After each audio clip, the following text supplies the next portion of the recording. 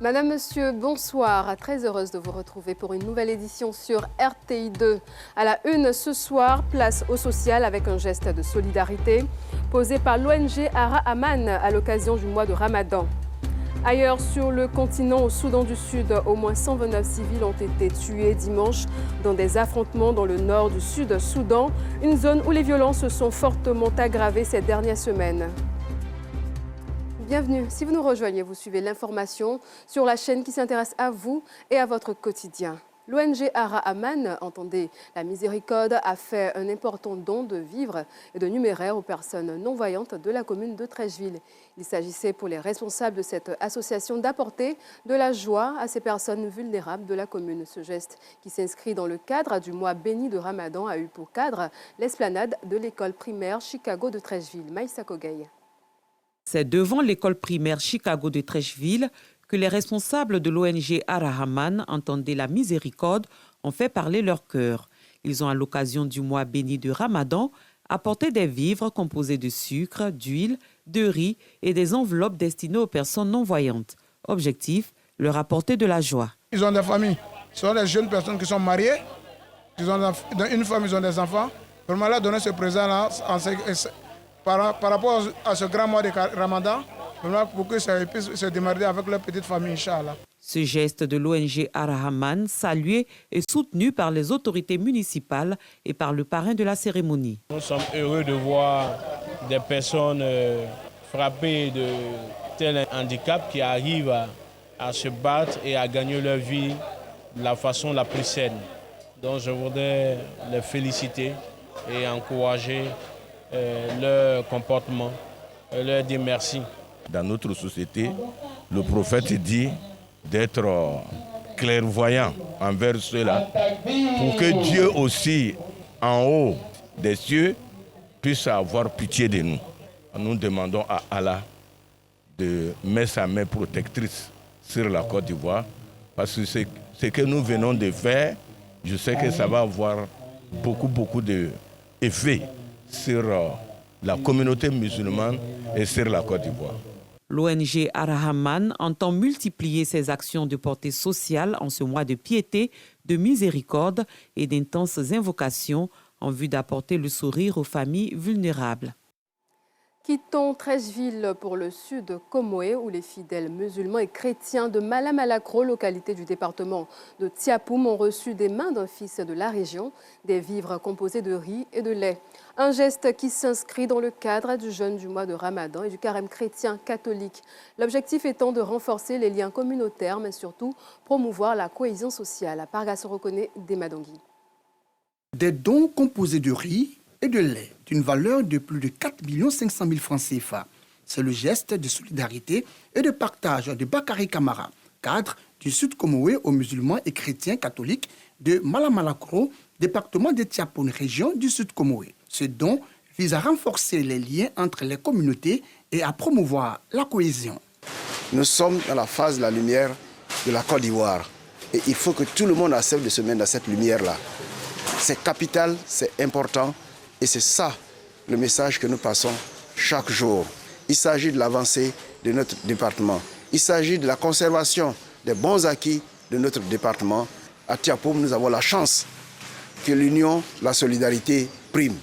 Un geste fort apprécié par les bénéficiaires qui n'ont pas manqué d'exprimer leur reconnaissance aux donateurs. Cette cérémonie nous permet aujourd'hui de rentrer avec un peu de vie pour donner à nos communautés qui en ont vraiment besoin à ces moments difficiles. Merci pour le geste qu'il fait à l'endroit de nos communautés. La charité est l'élément le plus élevé lorsqu'on vit justement ce temps de carême. Et pour ce temps de charité-là, nous avons des actes de reconnaissance envers l'honorable. Et puis nous prions pour lui, pour que lui aussi il ait un saint et fructueux temps de Ramadan. À l'issue de cette rencontre, des prières ont été adressées à Dieu par guides et fidèles des différentes obédiences religieuses pour la stabilité et le développement de la Côte d'Ivoire.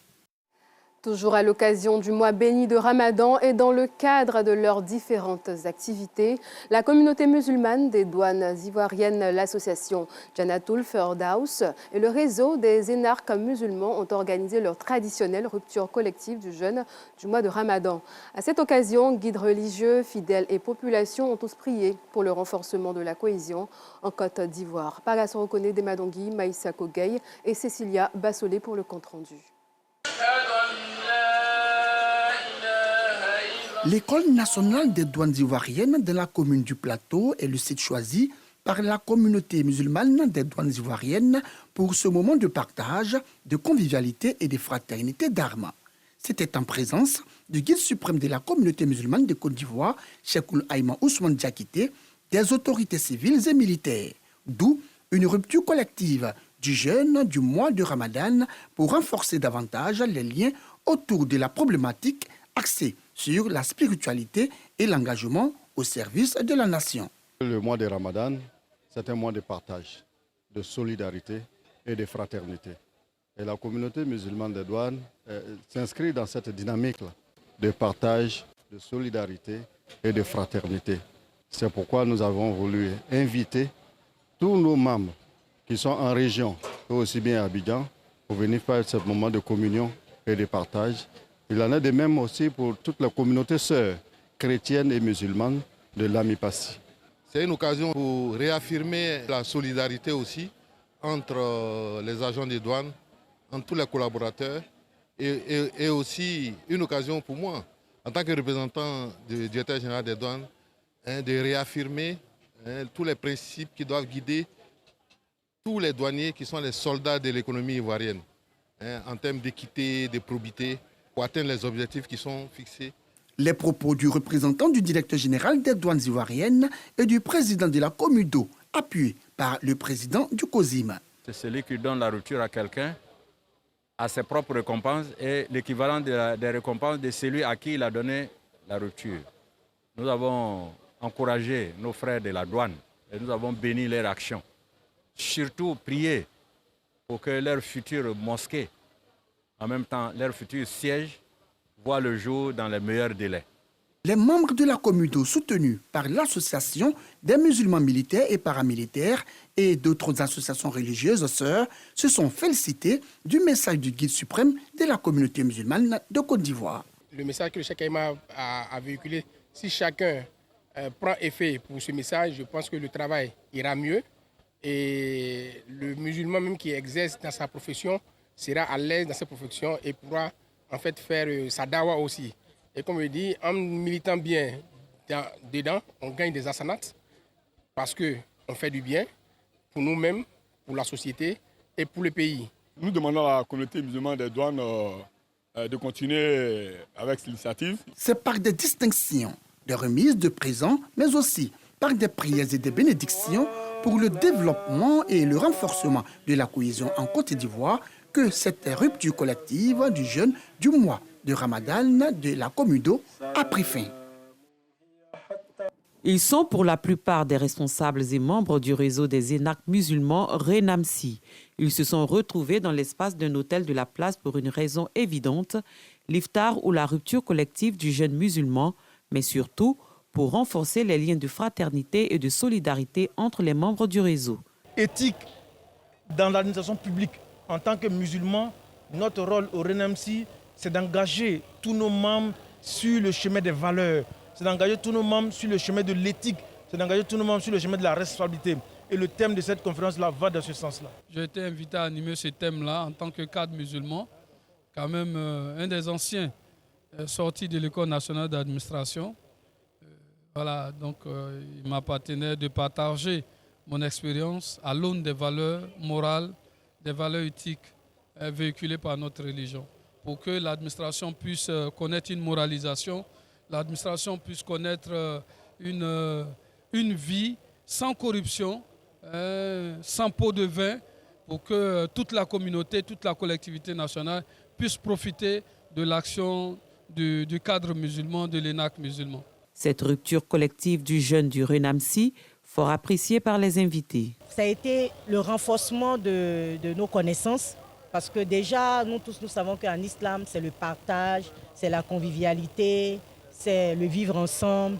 Et aujourd'hui, le conférencier, notre aîné, est revenu encore sur ces thèmes-là qu'il fallait davantage partager pendant le mois de Ramadan et qu'il fallait être serviable, il fallait être attentif, il fallait être à l'écoute des autres. Le Ramadan était mois de partage, donc il faudrait qu'on ait ce genre de culture, on ait ce genre d'habitude, de sorte à ce que pendant le Ramadan, on ait ces initiatives-là et c'est ça qui fait la valeur du musulman. C'est ça aussi qui doit pouvoir mettre en exergue ce que la religion nous conseille. Allocution, échange, lecture du noble Coran, louanges, prières et bénédictions. Des moments forts de cette rupture collective du jeûne du réseau des ENAC musulmans de Côte d'Ivoire. Réunis autour d'une table, les fidèles musulmans prennent part à une rupture collective du jeûne dans la commune de Grand-Bassam. Un moment de partage et de fraternité pour renforcer les liens entre les membres de la communauté et soutenir les familles pendant ce mois de Ramadan. Une initiative de l'association Janatou Firdaus. C'est une période très sensible, très difficile en ce moment pour certaines personnes qui n'ont pas à manger, qui souffrent vraiment énormément. Nous faisons le tour, on rentre dans tous les quartiers, mais ce n'est pas évident. Nous, on a de quoi à manger, on dit alhamdoulilah. Donc le peu que nous avons, nous partageons. Donc je demande à tous les musulmans de faire pareil.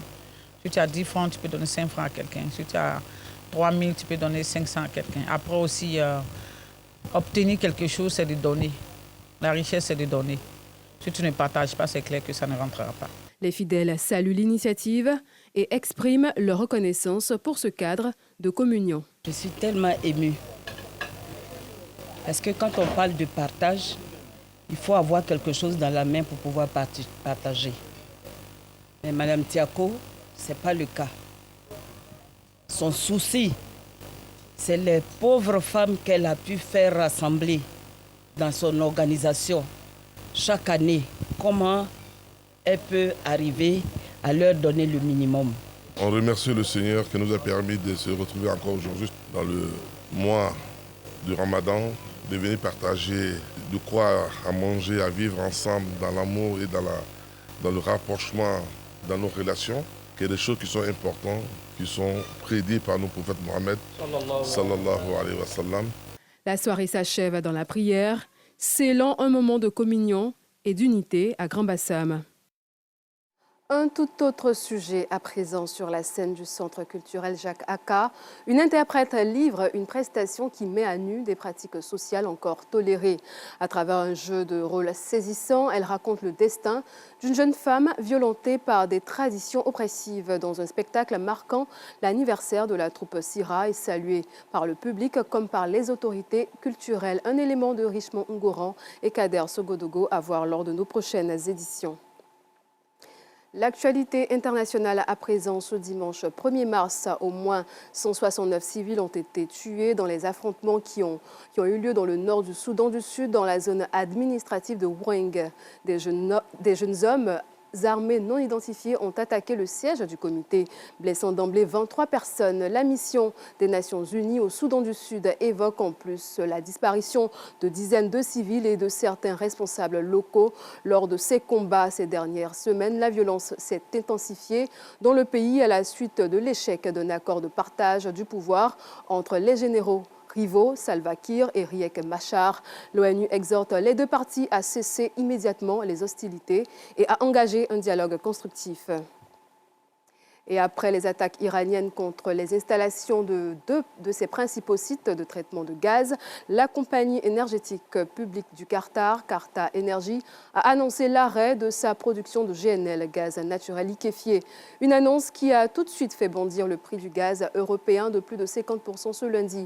Le site représentait à lui tout seul 1/5 de l'approvisionnement mondial.